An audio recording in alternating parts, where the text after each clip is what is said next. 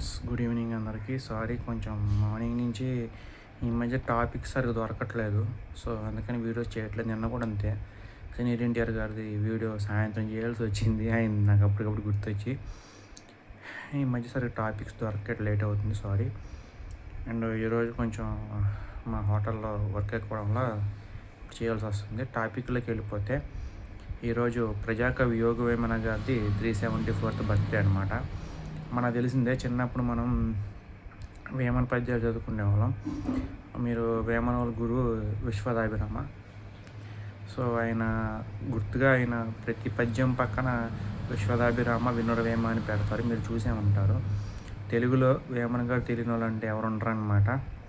ఆయన అంత great poet, అందుకే ఆయన పేరు ప్రజాకవి అని ఉందన్నమాట. అంటే ప్రజల తరపున ఆయన లైఫ్ ఎక్స్పీరియన్సెస్ని మనతో షేర్ చేసుకునేదే యోగ వేమన స్పెషాలిటీ అనమాట.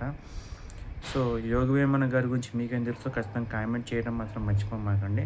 నేనైతే ఆయన పద్యాలు బాగా చదివేవాడిని. లైక్ ఉప్పు కబ్బు రంబు ఒకటి, అటు నుంచి వచ్చేసి చాలా పద్యాలు ఉన్నాయి. వేమన పద్యాలు చెప్పుకొని వేమన శతకం అంటారు. అంటే దాదాపు అంటే వేమన శతకం మీన్స్ నథింగ్ బట్ 100 poems. అట్లా చాలా అయితే ఉన్నాయి అన్నమాట లైఫ్ గురించి. ఉప్పు కబ్బు రంబు ఒక్క పోలిక నుండు, చూడ చూడ ఉచ్చులు జారు వేరియా విశ్వదాభిరామం, పురుషులందు పుణ్య పురుషులు వేరియా విశ్వదాభిరామం. అంటే ఇప్పుడు మనకి ఉప్పు తీసుకోండి, ఒకే కలర్లో ఉంటుంది. కర్పూరం తీసుకోండి, ఒకే కలర్ ఉంటుంది. కానీ మనం ఉప్పు కర్పూరంలాగా వాడగలమా? కర్పూరంలాగా వెలిగించగలమా? నిప్పు వెలిగించలేము. ఉప్పుకున్న టేస్ట్ ఉప్పు కూరలు వేసుకుంటాం, కానీ కర్పూరం వేసుకోగలమా? వేసుకోలేము అనమాట.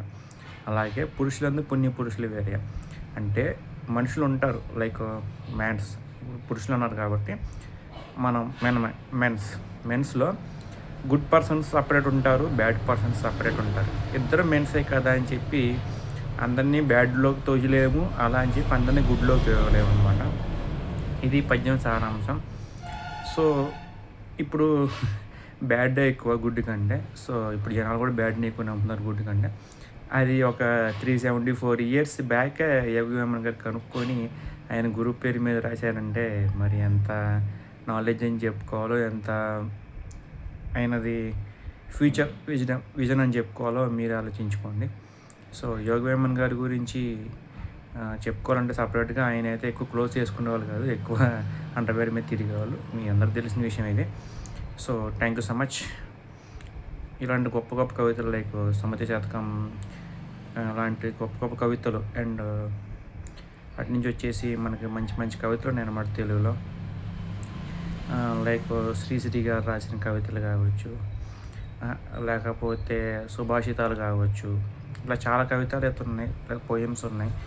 సో ఇంత గొప్ప సాహిత్యం ఉన్న తెలుగుని మనం అవహేళన చేసి ఏదో 200 ఏళ్ళ క్రితం వచ్చిన బ్రిటిష్ వాళ్ళని ఇంగ్లీష్ని పట్టుకొని ఫస్ట్ లాంగ్వేజ్ దాన్ని పెట్టుకొని తెలుగుని మాట్లాడే నామోషి అనుకోవడం మాత్రం it's a bad thing.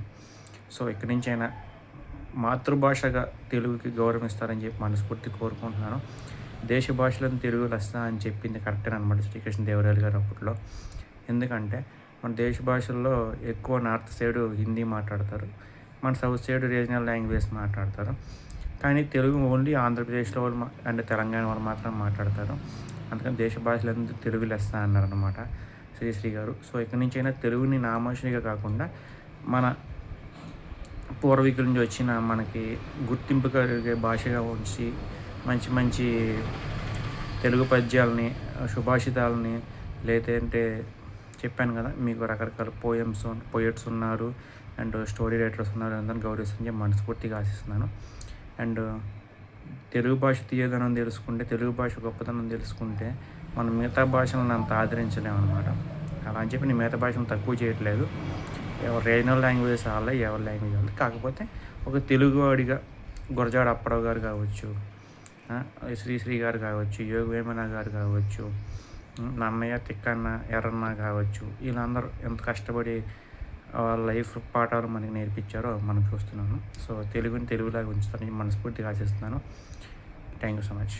ఇంగ్లీష్కి value ఇవ్వండి, కానీ తెలుగుని మించిన, మాతృభాషను మించిన వాల్యూ వేరే భాషకి ఇస్తానంటే నాకైతే మనసు ఒప్పట్లేదు. ఇండియన్గా మీకేమనిపిస్తుందో ఖచ్చితంగా కామెంట్ చేయడం మర్చిపోమాకండి. Thank you so much.